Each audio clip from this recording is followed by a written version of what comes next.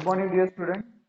तो आज जो है हम अपने फर्स्ट यूनिट का सेकंड टॉपिक पढ़ने जा रहे हैं जिसका नाम है एपिस्टैसिस। तो epistasis is the type of gene interaction.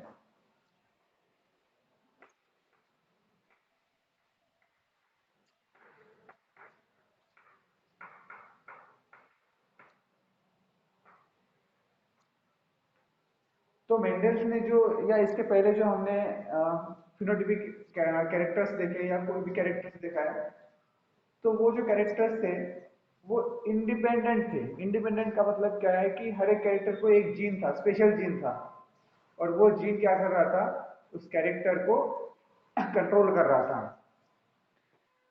तो ऐसे बहुत सारे कैरेक्टर्स हैं जिसको कंट्रोल करने के लिए एक से ज्यादा जीन्स क्या होते हैं, इन्वॉल्व होते हैं। So there are so many phenotypic traits which are controlled by more than two genes, और there are more than two genes are involved in the expression of some of the characters or some of the phenotypic traits. So one of the such type of gene interaction is the epistasis or the epistatic gene interaction. तो क्या होता है कि अ, बहुत सारे ऐसे characters होते हैं या बहुत सारे ऐसे फिनोटिपिक ट्रेट्स होते हैं जो एक से ज्यादा जीन के इंटरेक्शन से जो है वो कंट्रोल होते हैं या वो जो है एक्सप्रेस होते हैं। तो ऐसे जीन इंटरेक्शन में दो टाइप के हम जीन इंटरेक्शन देख सकते हैं। एक कहेंगे उसको एपिस्टैटिक जीन इंटरेक्शन और दूसरा जो है नॉन एपिस्टैटिक जीन इंटरेक्शन। तो एपिस्टैटिक और नॉन एपिस्टैटिक क्या है? तो एपिस्टैटिक देखने के पहले हम देखेंगे नॉन एपिस्टैसिस।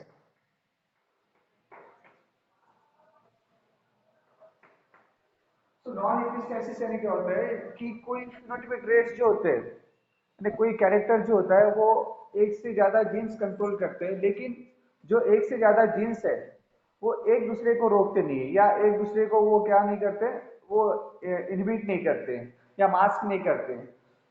ठीक है, तो ऐसे जीन इंटरेक्शन को हम कहेंगे नॉन एपिस्टैसिस या non epistatic gene interaction. Gene interaction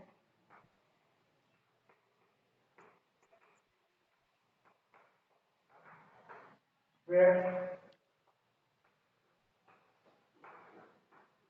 one gene one gene do not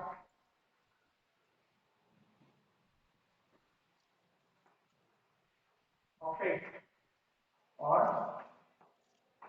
inhibit, do not affect or inhibit the expression of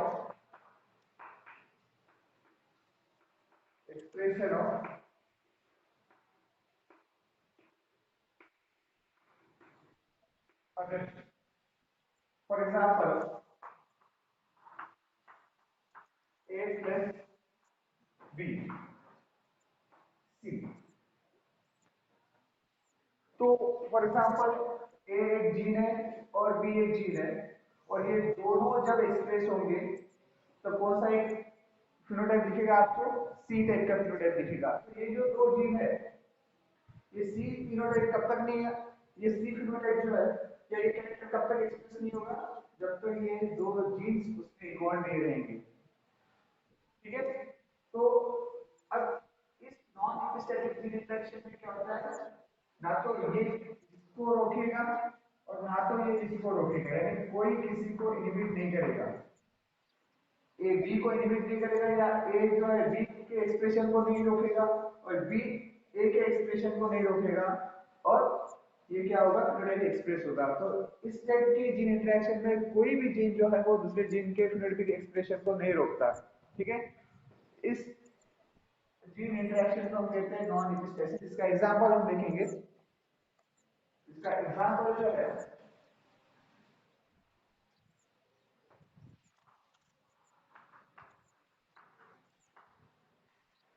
Tom Carter in form. Combs pattern in found। तो ये इसका example हम detail में देखेंगे। उसके पहले थोड़ा सा हम अभी एपिस्टेसिस की डेफिनेशन देखेंगे।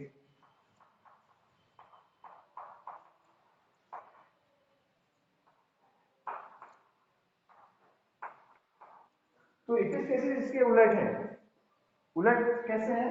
तो एपिस्टेसिस यानी दो जीन्स के बीच में कोई भी फिनोटाइप जो होगा वो एक्सप्रेस होगा।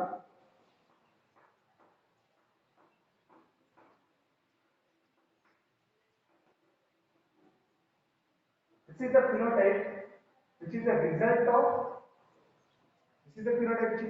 of two genes A plus B. So when these two genes will interact, this phenotype will express.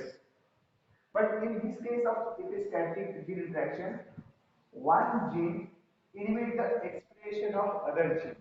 So in this, for example, अब इसमें क्या होगा कि एक तो ए बी को रोकेगा एक्सप्रेशन को, या फिर बी जो है ए के एक्सप्रेशन को रोकेगा। कोई भी any of the gene will mask the phenotypic expression of another gene. So this is the gene interaction where the one expression of one gene is suppressed or it is inhibited by the another gene. So such type of gene interaction is called as epistatic gene interaction, or this is called as epistasis. इसमें क्या होता है? Gene interaction, it is a type of gene interaction where one gene mask or suppress the phenotypic expression of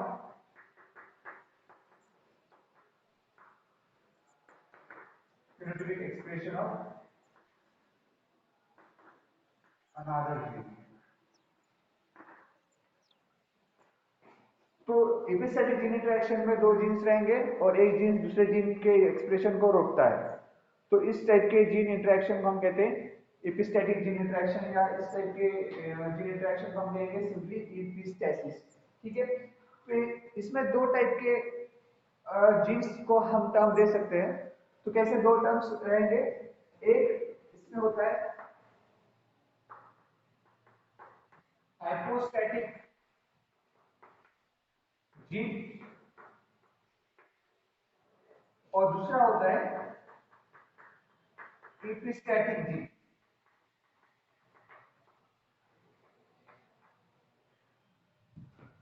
epistasis में दो type के jeans involve होते हैं, hypostatic gene और दूसरा होता है एपिस्टैटिक जीन। तो हाइपोस्टैटिक जीन किसको कहेंगे? The gene whose expression is suppressed. ठीक है, फॉर एग्जांपल के लिए अगर हम देखेंगे, अभी ए और बी ये दो जीन्स है, ठीक है, और ये और दो जीन्स एक फिनोटाइप को एक्सप्रेस कर रहे हैं। ठीक है, इसमें ए क्या कर रहा है? ए जो है ए इसके एक्सप्रेशन को रोक देता है। ए क्या कर रहा है? ए जो है इसके एक्सप्रेशन को रोक रहा है, यानी कि इसको एक्सप्रेस नहीं होने दे रहा है। कौन? ए। तो जिसके एक्सप्रेशन को रोका जा रहा है या फिर जिसके एक्सप्रेशन को रोक रहा है कोई, तो जिसके एक्सप्रेशन को रोक रहा है उस जीन को हम कहेंगे हाइपोस्टैटिक जीन। यानी यहाँ पे जो है बी जो है हमारा कौन सा जीन है? हाइपोस्टैटिक जीन है, क्योंकि इसको एक्सप्रेस नहीं होने दे जा रहा है, ये एक्सप्रेस नहीं कर पा रहा है क्योंकि इसको रोका जा रहा है। इसको कौन रोक रहा है? इसको ए रोक रहा है। ठीक है, तो ए क्या कर रहा है? बी के एक्सप्रेशन को रोक रहा है, इसलिए बी को हम कहेंगे हाइपोस्टैटिक जीन। और इसको कौन रोक रहा है? ए रोक रहा है। तो ए क्या रहेगा आगे? ए जीन जो रहेगा वो क्या रहेगा? ये हमारा रहेगा एपिस्टैटिक जीन। ठीक है, तो ये एपिस्टैटिक जीन जो है, तो जो जीन दूसरे जीन के एक्सप्रेशन को रोकता है उस जीन को हम कहते हैं epistatic gene. The gene which suppress the expression of other gene either in dominant condition or recessive condition. चाहे वो डोमिनेंट कंडीशन में हो चाहे वो रिसेसिव कंडीशन में हो, ये किसी ना किसी तरीके से क्या करता है, दूसरे जीन के एक्सप्रेशन को रोक देता है। इस टाइप के जीन इंटरेक्शन को हम कहेंगे एपिस्टैटिक जीन इंटरेक्शन, या इसको हम कहेंगे एपिस्टेसिस। ठीक है, तो दो टाइप की जीन इंटरेक्शन ऐसे तो बहुत सारे हैं। तो पहले जो हमने डायनामिक एक्सपेरिमेंट में जो दो एलिलिक पेयर्स दिखे, उसमें जो हमने देखा है कि एक है शेप ऑफ सीड का जीन और दूसरा है कलर ऑफ सीड का जीन। तो ये जो दोनों जीन्स है, फॉर एग्जांपल हम capital R and small R करें कंसीडर करेंगे, और दूसरा जो जीन का जो एलिलिक पेयर है वो है capital Y and small Y. तो पहले के केस में जो हमने देखा है वो है capital R and small R और capital Y and small Y. ये जो है सीड के शेप को कंट्रोल करता है और ये किसको कंट्रोल करता है, शेप सीड के कलर को कंट्रोल करता है। ठीक है, तो ये दोनों जो जीन्स है, ये दोनों जीन्स जो है वो इंडिपेंडेंट है। वो क्या है, इंडिपेंडेंट है। ये इसको कोई अफेक्ट नहीं करेगा, कैपिटल आर वाई को अफेक्ट नहीं करेगा, या फिर कैपिटल आर जो है वो स्मॉल वाई को अफेक्ट नहीं करेगा। ये जो दोनों है शेप ऑफ सीड्स और कलर ऑफ सीड, इसके जो जीन्स है वो इंडिपेंडेंट है। ठीक है, ये कोई असर नहीं करता है इसके ऊपर कोई असर नहीं करता है। लेकिन कुछ ऐसे भी जीन इंटरेक्शन है जिसमें क्या है कि दो जीन्स जो है, दो जीन्स क्या करते हैं, एक दूसरे के फिनोटाइपिक एक्सप्रेशन को असर करते हैं, या फिर वो उसको क्या कर देते हैं, किसी ना किसी तरीके से अफेक्ट करते हैं। तो उस टाइप के जीन इंटरेक्शन में हम देखेंगे कि एपिस्टैटिक जीन इंटरेक्शन और non epistatic gene interaction. Non epistatic gene interaction यानी क्या है कि ऐसे फिनोटाइपिक ट्रेट्स विच जो के एक से ज्यादा जीन्स कंट्रोल करते हैं, यानी जब एक से ज्यादा जीन्स इन्वॉल्व रहेंगे तभी जाके वो फिनोटाइपिक ट्रेट एक्सप्रेस होता है। लेकिन उसमें क्या होता है कि कोई भी जीन किसी भी जीन के एक्सप्रेशन को रोकता नहीं है। So neither of the gene suppress or mask the phenotypic expression of another gene. So such type of gene interaction is called as a non-epistatic gene interaction. For example, इस तौर पर हम detail में देखेंगे कोम्स पैटर्न इन foul. तो ये जो foul जो होता है उसके अलग अलग कोम्स यानी तुरा, तो मुर्गे के ऊपर जो हमको तुरा दिखता है, ठीक है, तो वो अलग अलग पैटर्न का होता है। तो वो चार टाइप के पैटर्न्स होते हैं। उसमें होता है रोज कोम, उसमें होता है पी कोम, उसमें होता है सिंगल कोम, और लास्ट में आता है वॉलनट। ठीक है, तो चार अलग अलग पैटर्न के हैं।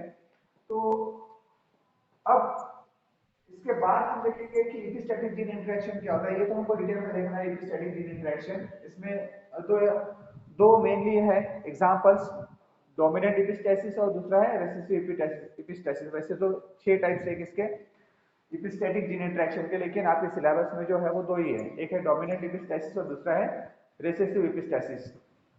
तो ये एपिस्टैटिक जीन इंटरेक्शन क्या होता है? The gene interaction where one gene masks or suppresses the phenotypic expression of another gene, यानी सिमिलर जीन इंटरेक्शन है, एक से ज्यादा जीन्स इन्वॉल्व है किसी भी फिनोटाइपिक ट्रेट्स को एक्सप्रेस करने के लिए। लेकिन क्या करता है इस कंडीशन में, क्या होता है कि कोई भी एक जीन क्या करता है दूसरे जीन को रोक देता है, किसी ना किसी तरीके से वो क्या कर देता है, रोक देता है। तो ये बेसिकली एक जीन रोकता नहीं है, तो उसकी जो प्रोडक्ट होता है वो बायोकेमिकल लेवल पे क्या होता है कि हर एक जीन का जो प्रोडक्ट है वो प्रोडक्ट क्या करता है दूसरे जीन के प्रोडक्ट को किसी ना किसी तरीके से वो क्या कर देता है, अफेक्ट करता है, जिसके कारण जो है वो फिनोटाइप एक्सप्रेस नहीं हो पाता। तो बायोकेमिकल लेवल पे हम कह सकते हैं, तो at the biochemical level the product of one gene affects the product of another gene, and that is why the phenotypic trait which is going to be expressed was affected by different ways।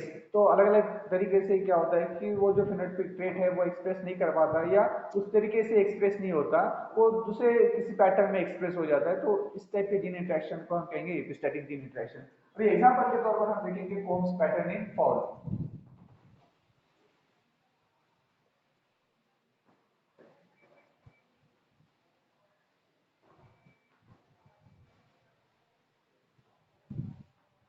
तो William medicine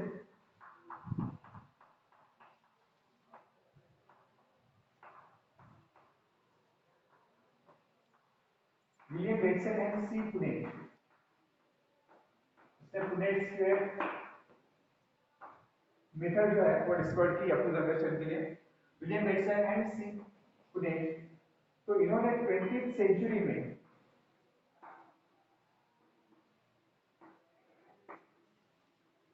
in 20th century, so they found three different types of combs pattern in the fowl. So observe three different types of comb pattern in the fowl,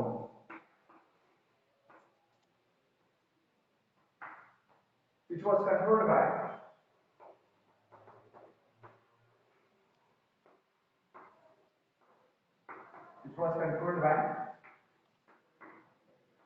two genes, दो genes,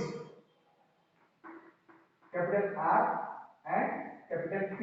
So these are the two genes which are responsible for the comb patterns in the fall. जो fall या fall में जो comb का pattern होता है उसको control करने के लिए दो जीन्स इन्वॉल्व होते हैं, कौन से? R and P, present on non-homologous chromosome present है. So these two genes are present on non-homologous chromosomes. यानी दो अलग अलग क्रोमोसोम्स पे ये दो जीन्स प्रेजेंट है, कौन से? R and P. और ये दो जीन्स क्या कर रहे हैं, जो फाउल में जो कोम का पैटर्न होता है, मुर्गे का जो थूरा होता है उसके पैटर्न को क्या करते हैं, ये दो जीन्स कंट्रोल करते हैं, जो कि अलग अलग क्रोमोसोम पे प्रेजेंट है, इसलिए हमने लिखा है वो नॉन होमोलोगस क्रोमोसोम पे प्रेजेंट है दो जीन्स। और ये जो दो जीन्स है, यही दो जीन्स कौन से कोम पैटर्न को कंट्रोल करते हैं?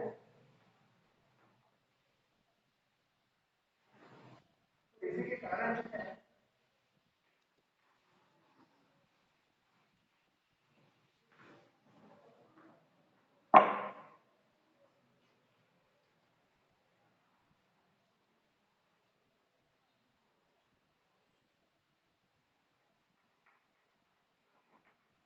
wine rods.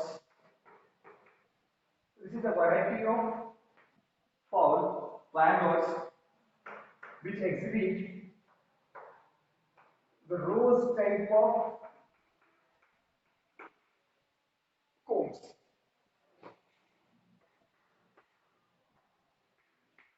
आप गूगल पे सर्च करोगे तो ये जो है पैटर्न जो है वो दिखने में किस तरीके से दिखते हैं तो आपको पिक्चर दिख जाएगा उसका, ठीक है। उसके बाद में लेगॉर्स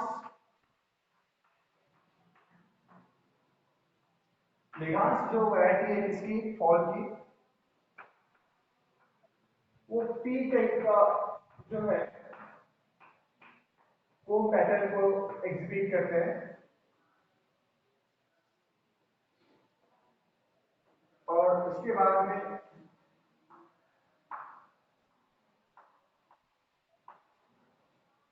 ब्रह्मास्त्र जो है वो है सिंगल।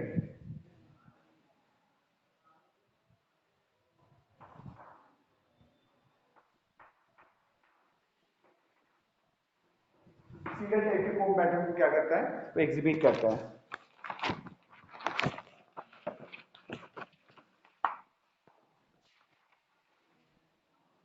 सॉरी, ये यहाँ पे सिंगल है, लेगॉन्स जो है वो है सिंगल टाइप के पैटर्न को होम पैटर्न को एग्जिबिट करता है। और ये जो है पी, ठीक है। तो नॉन एपिस्टैटिक जीन इंटरेक्शन का एग्जांपल हम देख रहे हैं कोम पैटर्न इन फॉल। तो Watson and Punnett have observed the three types of comb patterns in the different varieties of fowl.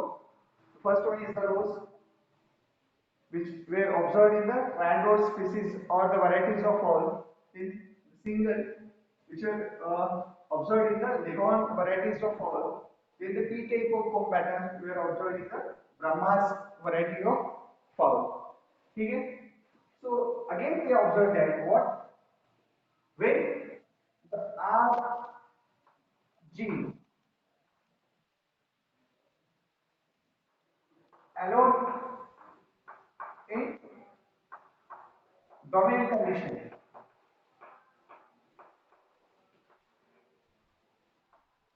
ठीक है, P और R ये दोनों क्या करेंगे, P और R जो है या R प्लस P ये कोम पैटर्न को कंट्रोल करते हैं। कौन से ये जो है 3 और एक चौथा भी है, उसका सस्पेंस हम बाद में खोलेंगे।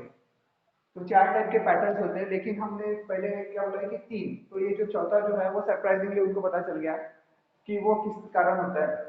तो जब उन्होंने ऑब्जर्व किया है कि जब सिर्फ आर जीन डोमिनेंट कंडीशन में होता है, ये दो है, ये दो, इसमें जब आर डोमिनेंट कंडीशन में होता है और पी क्या होता है, रिसेसिव कंडीशन में होता है, यानी होमोजाइगस रिसेसिव।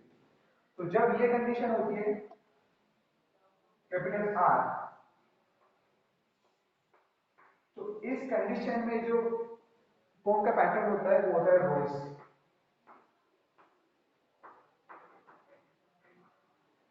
तो जीनोटाइप के लिए हमको क्या रिलीफ प्लेयर लिखना होता है, लेकिन हमने यहाँ पे क्या लिखा है, सिंगल आर, ठीक है। तो यहाँ पे क्या क्या कंडीशन हो सकती है, यहाँ पे दो कंडीशन हो सकती है, यहाँ पे कौन सी दो कंडीशन हो सकती है, एक तो कैपिटल आर या फिर कैपिटल आर स्मॉल आर। दोनों केस में डोमिनेंट आर जो है वो आर है, इसलिए हमने सिंगल आर लिखा है। तो जब आर डोमिनेंट रहेगा और पी होमोजाइगस रिसेसिव रहेगा, तब वो क्या होगा, रोज फॉर्म पैटर्न को क्या करेगा, एग्जिबिट करेगा।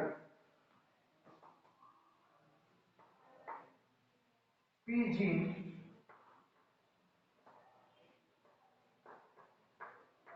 alone in dominant condition। जब पी जीन सिर्फ कौन से कंडीशन में रहेगा, अब जब आर और पी में से आर कैसे रहेगा, होमोजाइगस रिसेसिव, और पी कैसे रहेगा, डोमिनेंट कंडीशन में, तब उस केस में जो फॉर्म का पैटर्न रहता है, यानी यहाँ पे स्मॉल आर और क्या रहेगा, कैपिटल पी। तो उस कंडीशन में जो फॉर्म का पैटर्न रहेगा वो कैसे रहेगा, पी रहेगा, ठीक है। अब थर्ड कंडीशन उन्होंने ऑब्जर्व की है, वो कौन सी है,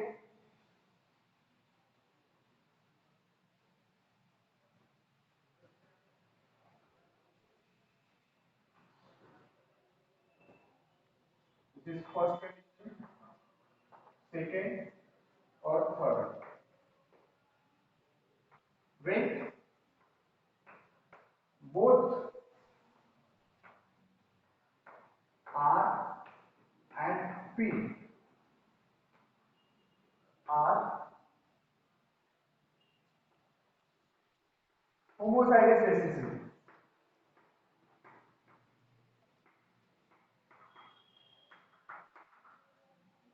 ये दोनों कैसे रहेंगे, जब ये दोनों जो रहेंगे होमोजाइगस रिसेसिव रहेंगे, यानी कंडीशन कैसे रहेगी, स्मॉल आर स्मॉल पी। इस कंडीशन में जो फिनोटाइप रहेगा वो क्या रहेगा, सिंगल। उनका पैटर्न जो रहेगा सिंगल रहेगा, ठीक है। तो इन दोनों साइंटिस्ट ने क्या किया है कि ब्रह्मास्त्र और इसके बीच में वैन रोड्स के बीच में क्रॉस किया और ऑब्जर्व किया कि ये जो क्या होता है, ये जो कोम का पैटर्न जो होता है वो नेक्स्ट जनरेशन में कैसे आता है।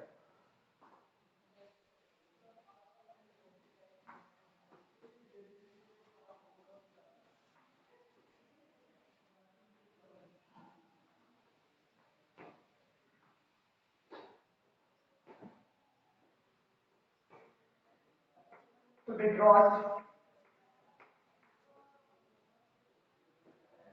Wyandottes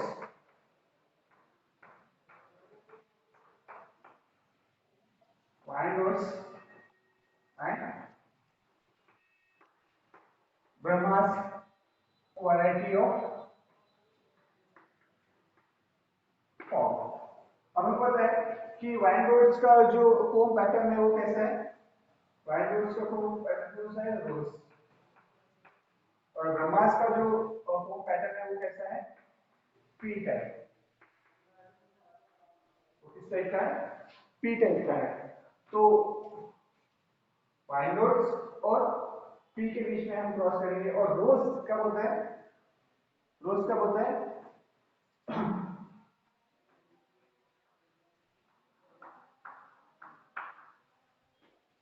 so this is the genotype of wine roads।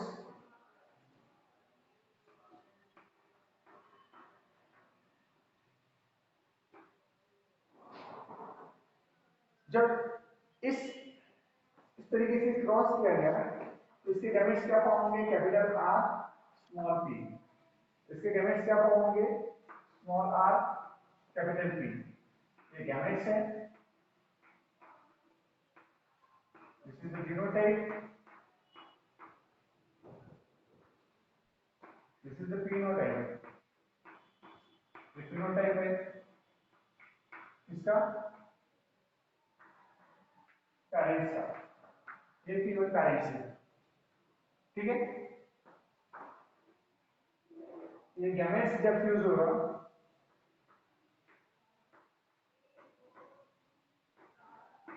this is the F1। So when they crossed Wyandottes with the Brahmas or the Brahmas with the Wyandottes, so the progeny formed in the F1 generation, so they exhibit the new type of comb pattern which is called as the walnut।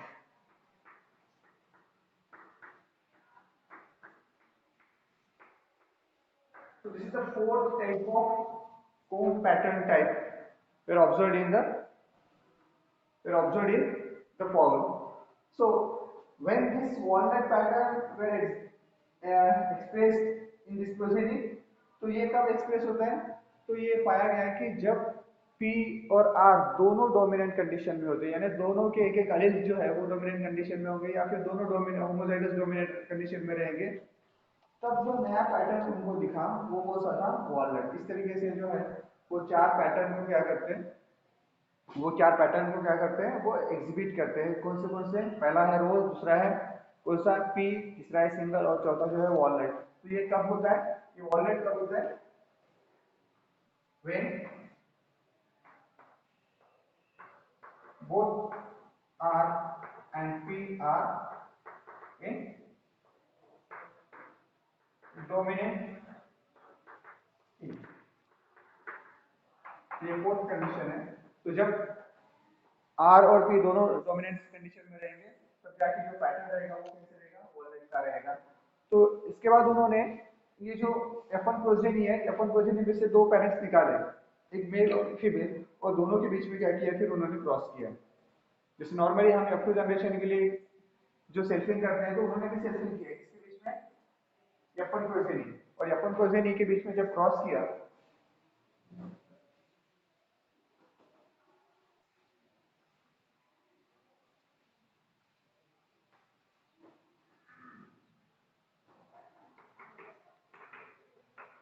F2 generation के लिए उन्होंने क्या किया,